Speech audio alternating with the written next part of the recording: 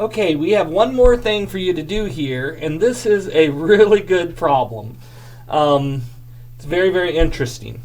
So what this wants you to do, first of all, is we're going to let x be a binomial distribution with n equals 3, p equals 0.7, and q equals 0.3. And then what it wants you to do is construct the probability distribution. So you got to find the probability that it's 0, that you have 0 successes, 1 success, 2 success, and 3 successes. And what you're going to find out is that these are going to be to 3 decimal places. You won't have to round these, so don't round them. Okay? Keep all the decimal places. And then what I want you to do is I want you to calculate the mean and standard deviation doing it the old way, what we did earlier in part 1 of chapter 5. So what I mean is find the mean by doing 0 times its probability, 1 times its probability, 2 times its probability, 3 times its probability, and then adding them together. Okay, and then do the same with the standard deviation. Use that computation formula to do it for the standard deviation. Okay, and then at the very end, I want you to calculate the mean and standard deviation again, this time using the shortcut formulas we just learned. So the mean is n times p, standard deviation is the square root of n times p times q. And amazingly, what you're going to find is that these are going to be exactly equal to one another. So it shows you that these shortcut formulas really do give you the same thing as the other one. And it's really, really amazing when you realize that N, P, and Q, how complicated it is to get each of these probabilities and then do all these formulas and to get the same thing as just taking N times P and square root of N times P times Q. But you do. So this is a great example. So go ahead and press pause and spend a little time. Do this. When you think you're done, and you'll know because you'll see that these are the right, that these are the same. If you don't get them to be the same, then something went wrong.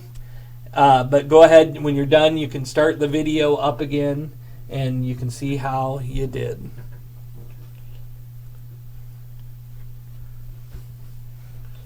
Okay, so let's go ahead and give this a try. I'm going to go ahead and set this up like this so I can use my formula, my calculator, to find these.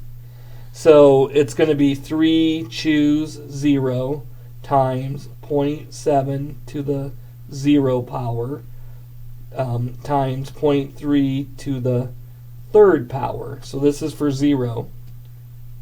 And I get 0.027. So this is 0.027.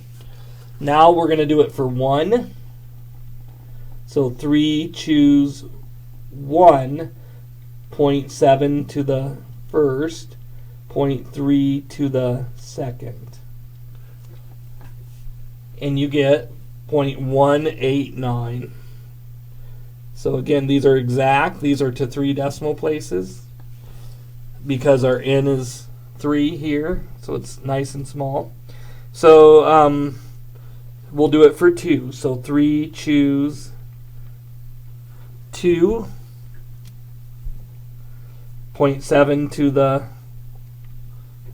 2nd, 0.3 to the 1st. And I get 0.441.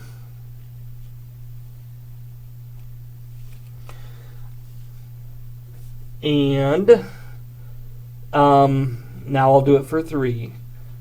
So I'm going to do 3 choose 3, 0.7 to the 3rd, 0.3 to the 0, and I get 0.343. Okay, now here's a neat thing, is that we can add up these probabilities and we're going to see that it's equal to 1, right? This is 7 and 3, 9 and 1 is 20, so I put a 0, carry the 2, 8, and sorry, 10, 18, 2, so that's 0. Carry another 2. And this will be 5. That's 0.8, and that 2 here, or that's 5, 8, and the 2 is another 0. Carry the 1, and it'll be like 1.000. Okay, so in other words, what maybe would have been easier here is just add these probabilities. 0.027 plus 0.189 plus 0.441 plus 0.343 equals, and I get a probability of 1. So that alone is neat to see that these actually do add up to 1, don't they? They actually add up to 1.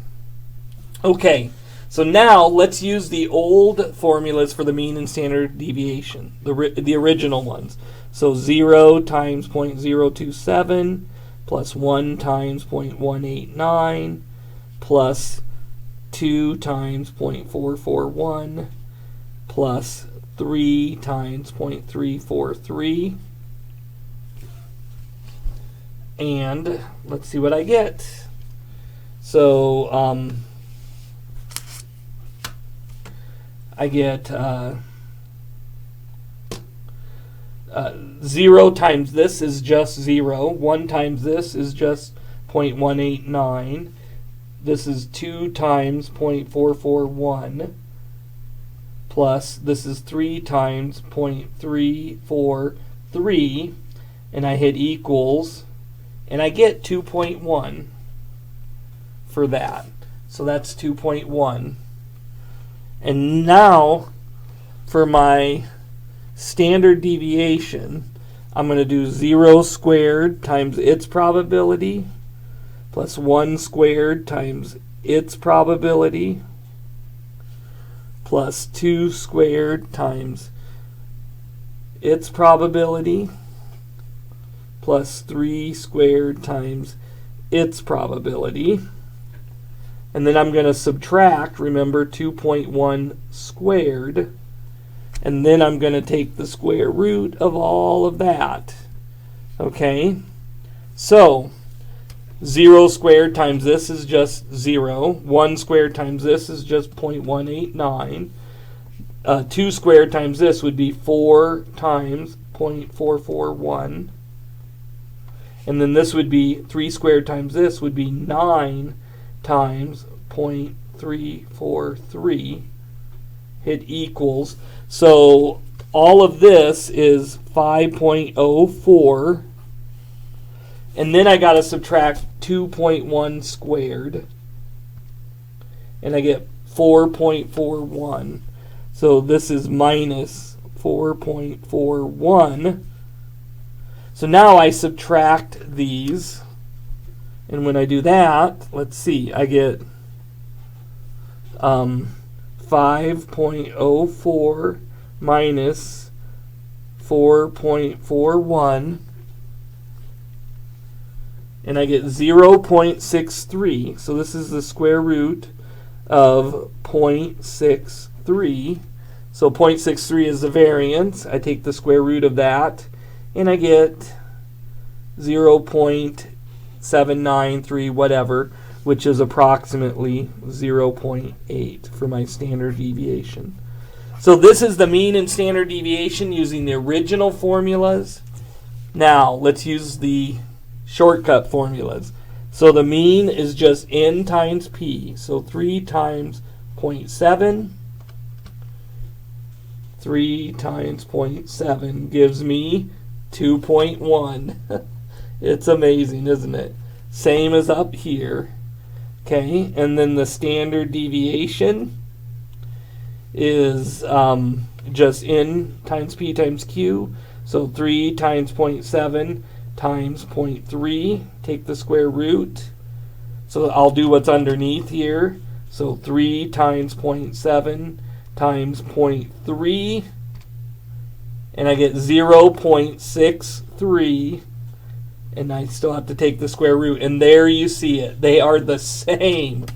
N times P times Q. So imagine you did all of this with the combinations and the exponents and all of that, combined with this to get that and this formula, and you did all of it, and this was the same as just N times P times Q. It is amazing. So there's something deep going on that's connecting all of this together, a deep mathematical pattern. It's beautiful. I love that. I love this example. It is such a neat example. And it's also good because it'll give you a review of using these formulas from the earlier section. And that'll help you with the test, which will be coming up soon.